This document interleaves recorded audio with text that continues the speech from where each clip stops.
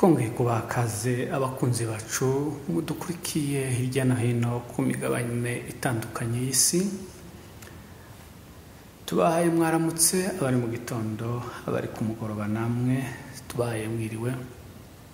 Uwiteka akomeze abane namwe. Hanyuma turi mu gitondo aho duherereye muri Afurika, cyo kuwa kane ku minsi 24 y'ukwezi kwa kane umwaka w'ibihumbi 2025. Ukaba muhawe kaze muri studio za Mulenge Today.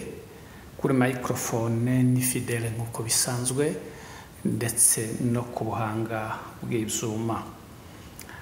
Uyu ni wa mwanya rero tubagezaho amakuru yibanda cyane cyane mu gihugu cyacu cya Repubulika Iharanira Demokarasi ya Kongo, aho tugiye kubagezaho inkuru iri gucicikana cyangwa se yaginyura mu matangazo atandukanye, aho nk'uko mubizi igihugu cyacu kiri mu bibazo, ndetse hakaba hariho ibiganiro byagiye biba hirya no hino mu bihugu bitandukanye n'abahuza batandukanye. Ariko ibiganiro twagira ngo tubagezeho ni ibiganiro biri kubera muri Qatar, mu murwa mukuru Doha. Ibiganiro bihagarariwe cyangwa se bifite umuhuza, akaba ari perezida w'iki gihugu cya Qatar. Hanyuma rero nk'uko twari tumaze kubibabwira, Repubulika Iharanira Demokarasi ya Kongo bwa mbere yemeye kuganira n'inyeshamba zo mu mutwe cyangwa se zo mu ihuriro AFC, aho bari mu gihugu cya Qatar i Doha, nk'uko twari tumaze kubibabwira haruguru. Nk'uko mubibona ku matangazo twashize hano kuri ekara zanyu cyangwa se kuri televiziyo zanyu, ku mashusho hariho amatangazo abiri. Hariho itangazo rya AFC M23 twirwaneho, hakabaho n'itangazo rya leta ya Kinshasa. Iri tangazo rero cyangwa se aya matangazo akaba ari amatangazo cyangwa se declaration conjointe, bivuga yuko mu rundi rurimi rwacu rw'ikinyamurenge cyangwa se rw'ikinyarwanda, ni itangazo ryemeranijweho n'impande zombi zihanganye. Impande zombi rero aho twari twababwiye ko mu minsi 2 ishize cyangwa se umwe ko hari byari bitari kumvikanwaho, ariko nanone kubera kuko izi mpande zombi zifite umuhuza, kandi akazi kiwe ari kugira ngo ahuze impande zombi zihanganye kugira ngo zibashe kumva ibintu kimwe, buri wese abashe kugira ibyo yemera n'ibyo areka bitewe n'uruhande aherereyemo. Ariko uyu munsi rero hakaba hasohotse iri tangazo, aho twabonye itangazo rya AFC ryemeza yuko hemejwe ibiganiro cyangwa se hemejwe guhagarika imirwano kugira ngo ibiganiro byongere bitangazwe cyangwa se bitangire. Nanone iri tangazo rikaba ryanyuze no kuri televiziyo y'igihugu na radio. Iyi nta yindi ni RTNC s'il vous plaît, Radio Télévision Nationale Congolaise. Iyi akaba ari televiziyo ndetse na radio y'igihugu cyacu cya Repubulika Iharanira Demokarasi ya Kongo. Iri tangazo rikaba ryanyuzeho ryemeza, rivuga yuko iri tangazo rihuriweho, buri ruhande rwasohoye ibarwa cyangwa se lettre yemeza yuko ibi ngibi babyemeranijeho. Hanyuma uti bimeze gute, byifashe gute ko aya matangazo umuvuze yuko yemeranijweho n'impande zombi zihanganye, yaba AFC M23 twirwaneho ndetse na guverinoma ya Kinshasa. Izi delegation cyangwa se abahagarariye buri ruhande bari mu gihugu cya Qatar, aho bari guhuzwa n'umuyobozi cyangwa se na perezida w'iki gihugu. Mu biri bimwe bemeranijeho twagira ngo tubagezeho, nuko bavuze yuko hagomba kwirindwa imvugo cyangwa se disikuru za hene z'urwango muri iki gihe bemeranije guhagarika imirwano cyangwa se bemeranijeho gukora ibiganiro bishaka kugarura amahoro. Iki ngiki ikaba ari ingingo imwe cyangwa se point bemeranijeho yuko kubera kuko muri iki gihugu hagiye hagaragaraho disikuru cyangwa se imvugo zihembera cyangwa se ziganisha ku bwicanyi n'urwango. Izi ngizi rero muri ritangazo cyangwa se muri communique conjointe bavuze yuko izi mvugo zigomba guhita zihagarara nyuma y'iri tangazo gusohoka, ko izi mvugo zigomba guhita zihagarara. Disikuru za hene zigomba guhita zihagarara. Hanyuma nanone impande zombi zirasabwa gushira mu bikorwa cyangwa se kubahiriza izi nshingano kugira ngo bifashe kugarura amahoro arambye mu gihugu cya Repubulika Iharanira Demokarasi ya Kongo ndetse no mu burasirazuba. Ni ukuvuga ngo buri ruhande iyi ngingo twari tuvuye kuvuga yo kugira ngo birinde izi disikuru, kuko buri ruhande hari abagenda bashiramo amadisikuru cyangwa se asererezanya. Aya madisikuru agomba guhagarara kandi buri ruhande rukabigiramo uruhare kugira ngo ibi biganiro byubahirizwe cyangwa se bikomeze bigire umurongo mwiza kugira ngo haboneke amahoro arambye mu burasirazuba bwa Kongo by'umwihariko ndetse no mu gihugu cyose muri rusange. Abahagarariye impande zombi bemeranije kubahiriza ibi kugeza ibiganiro birangiye cyangwa se mu gihe ibiganiro biri kuba hariya mu gihugu cya Qatar. Ni ukuvuga ngo ibi rero biri gukorwa bigomba kubahirizwa kandi buri ruhande rugakora inshingano zabo. Muri iki gihe hari kuba ibiganiro cyangwa se ibiganiro bigiye gutangira byo gushaka amahoro. Ni ukuvuga ngo icyo tutababwiye dutangira ni uko icya mbere ari uko imirwano igomba guhita ihagarara. Ibitero ku mpande zombi, yaba AFC yaba abazalendo ndetse na FARDC. Ni ukuvuga ngo imirwano, ibitero bigomba guhita bihagarara. Izi mpande zombi rero zikaba zisabwa kugira ngo zubahirize ibingibi mu gihe ibiganiro biri kuba cyangwa se kugira ngo bifasirite byorohereze ibiganiro biri kubera hariya mu gihugu cya Qatar. Nanone impande zombi zirasabwa kugira ngo inzego zose ziri muri izi mpande zombi, abashumba cyangwa abahagarariye amadini cyangwa se amatorero ndetse n'izindi nzego zose z'ubuyobozi, zaba izo muri leta ya Kinshasa n'izo mu ruhande rwa AFC, zirasabwa gushira mu bikorwa kugira ngo zitange ubu butumwa yuko ibingibi bigomba kubahirizwa, cyangwa se zirasabwa gutanga iyi message, kuyidifize nk'uko bivugwa mu rurimi rw'igifaransa. Iyi message igomba gutangwa kugira ngo abaturage cyangwa se abanyekongo bose babashe kumenya iyi message n'ibyemeranijweho muri iyi communique kugira ngo ibiganiro byubahirizwe kandi bigende neza. Nanone impande zombi zirashimira igihugu cya Qatar ku ruhare kigaragaza cyangwa se imbaraga cyashizemo kugira ngo bagere kuri iyi ntambwe kugira ngo ibiganiro bigerweho cyangwa se byumvikanweho, kubera yuko akenshi ibi biganiro byagiye binanirana, aho mubizi ko byahereye Nairobi ibintu bigenda binanirana, nanone bija i Rwanda muri Angola birananirana, kugeza ubwo umuhuza Perezida Lorenzo yavuze yuko we izi nshingano azisezeye cyangwa se azivuyeho kubera kuko yabonaga bitari gukunda. Impande zombi zirashimira byimazeyo perezida w'igihugu cya Qatar kuri iyi ntambwe cyangwa se kuri urwego bagezeho kugira ngo habashe kubaho ibiganiro bemeranijeho impande zombi kugira ngo amahoro yongere agaruke mu burasirazuba bwa Kongo. Nanone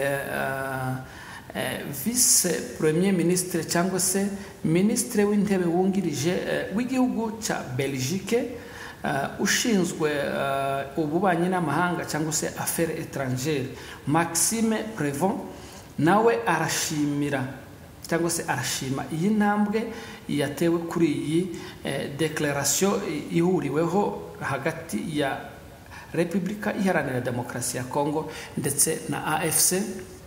Mu by'ukuri nawe yavuze yuko iyi ntambwe yatewe mu gihugu cya Qatar kugira ngo habeho ibi biganiro bigarura amahoro mu burasirazuba bwa Kongo ndetse no mu gihugu cyose.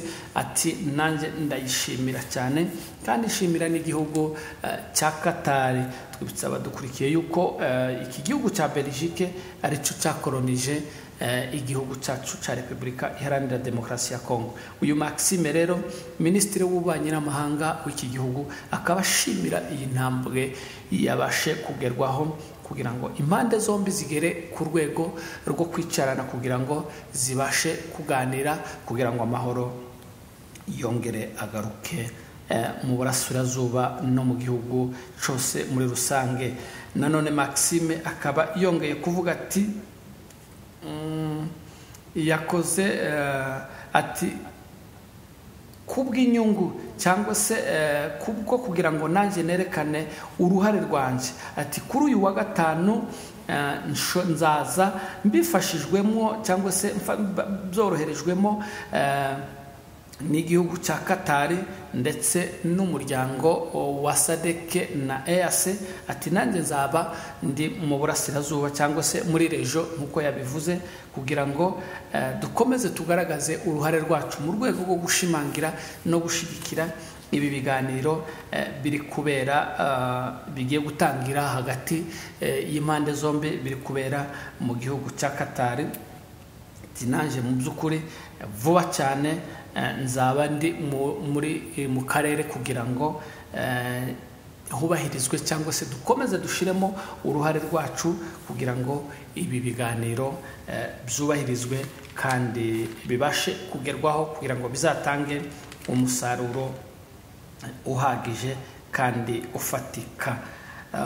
Hanyuma rero ibi biganiro byamaze kugaragazwa yuko bigiye kuba mu burasirazuba bw'iki gihugu cyacu, bikaba bitari kuvugwaho rumwe n'abantu benshi batandukanye, aho usanga nk'abashigikiye cyangwa se abari mu ruhande rwa Felix Antoine Tshisekedi bavuga bati abangaba nanone ni babandi baba extremiste cyangwa se abanzi b'amahoro bavuga bati Tshisekedi atangiye kuturangaza, atangiye kutudistraire, ni gute atangiye kwemera ibiganiro akaba agiye kwicarana n'abo yise aba terroriste cyangwa se ibyihebe, ni gute agiye kwicarana nabo. Bati Tshisekedi aradutanze, atanze igihugu, ni gute agiye kwicarana n'abateroriste abantu yatutse akavuga ko atazicarana nabo. Ati rero Tshisekedi uraduhemukiye, ibi ngibi ukoze ntabwo ari byo kandi ntabwo tubishigikiye. Hanyuma ikindi gikomeza kwibazwaho nuko abantu benshi bakomeje kwibaza bavuga bati ese ko imirwano cyangwa se ibitero bavuze yuko hagomba kubaho ceasefire cyangwa se cessez-le-feu, guhagarika ibitero ku mpande zose, ese Kongo izubahiriza ibi bintu? Kinshasa izubahiriza ibi bintu? Ifite ubushobozi bwo gukontorora? Ese ikontorora bariya bazarendo 100% ku buryo iri bubabwire bati nimureke gutera kugira ngo hubahirizweho ibi bintu, bazabyumva babyubahirize? icyo ni ikibazo. Muze kutwandikira muri komantere, na nimero zacu, kontakite zacu zirahari hariya kuri description cyangwa se description. Mutubwire uko mubyumva kugira ngo dukomeze dufatikanyirize hamwe twese kuvirigarize cyangwa se koroherezanya kugira ngo turebe ko twakongera kubona amahoro mu gihugu cyacu. Ese aba bazalendo bari hirya no hino bakomeza bagaba ibitero, dore ko nta formation bafite, ibi ngibi batanabyumva, batanamenya tese ibiganiro ni ibiki. Leta ya Kinshasa ese yabagishije inama, dore ko yaba integre ikabashira mu butegetsi. Ese iyo igiye gufata imyanzuro ko iyi delegation iri muri Qatar, ese hari umuntu uriyo wabo ku buryo ibyafashwe babyumva byibuze kugira ngo bahagarike ibi bitero.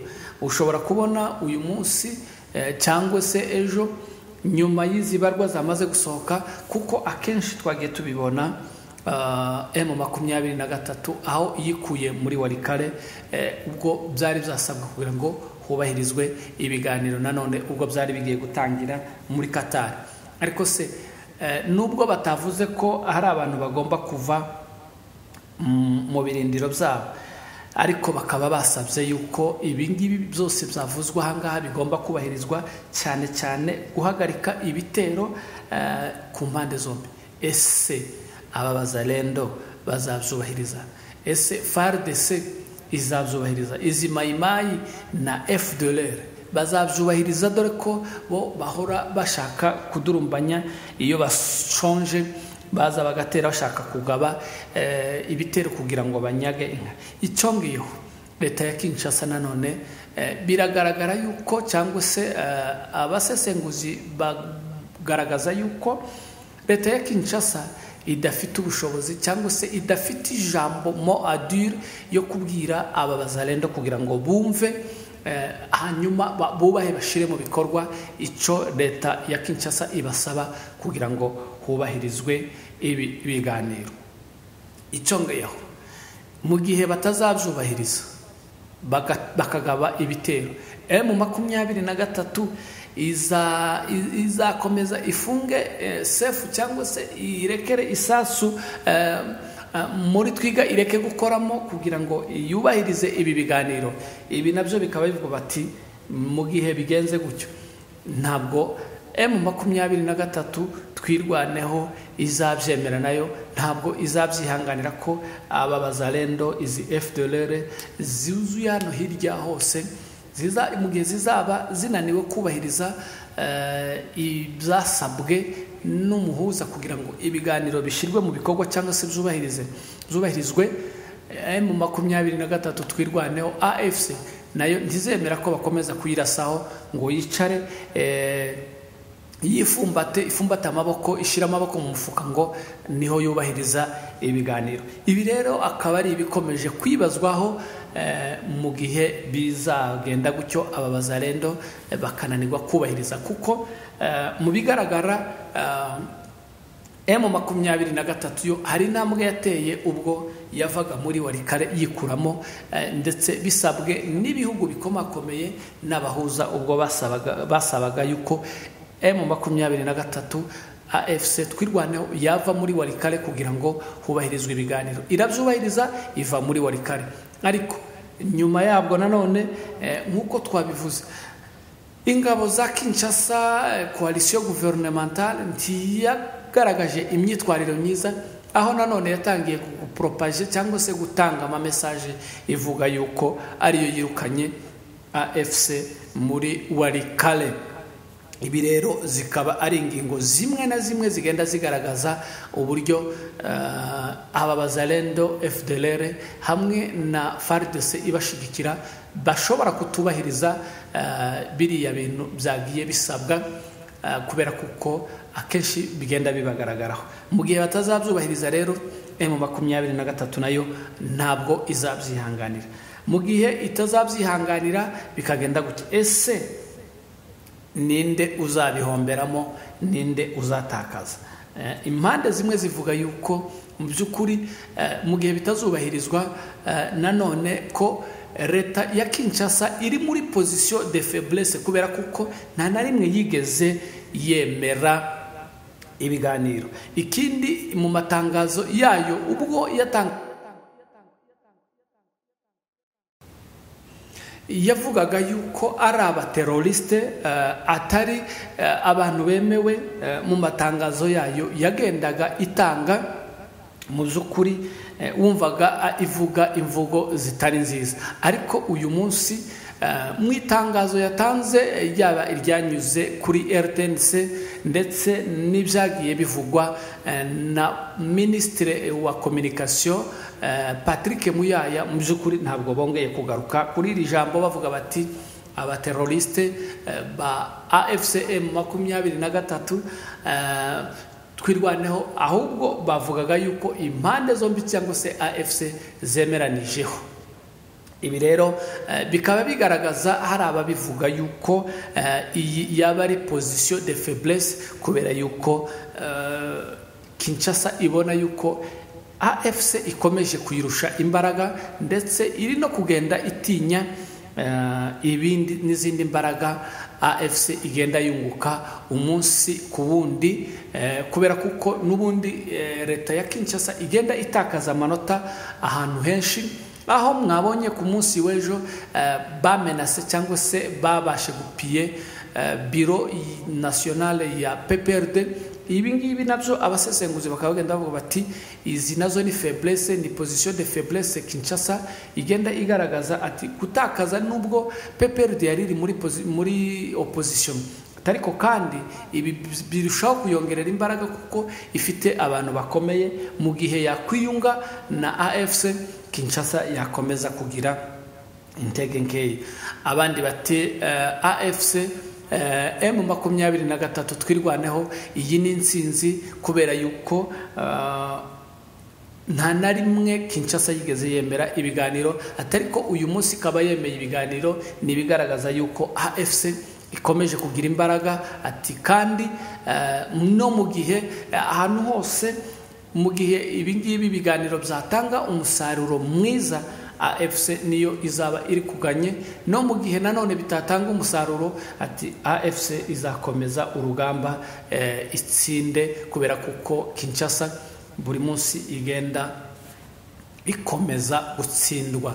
Ngayo nguko uko bimeze amakuru ariho muri iki gitondo ndetse yatangiye ku mugoroba wo kuri uyu wa gatatu, akaba ariyo makuru tubyukiyeho nuko imirwano ihagaze cyangwa se habayo seselefe guhera kuva iri tangazo rihuriweho ryasohoka. Hanyuma rero reka dukomeze tubihanga amaso tubitegereze kandi twizere yuko bizatanga umusaruro mwiza, kandi impande zose zirasabwa kugira ngo zubahirize ibyo zisabwa kugira ngo amahoro yongera garuke, tugire umutuzo n'umutekano mu gihugu cyacu cya Repubulika Iharanira Demokarasi ya Kongo. Twandikire muri commentaire uduhereze igitekerezo, nimba ufite amakuru twandikire muri commentaire, nimero zacu ziri hariya, utwandikire uduhe igitekerezo. Hanyuma wowe utarakora subscribe, turagusaba kugira ngo ukore subscribe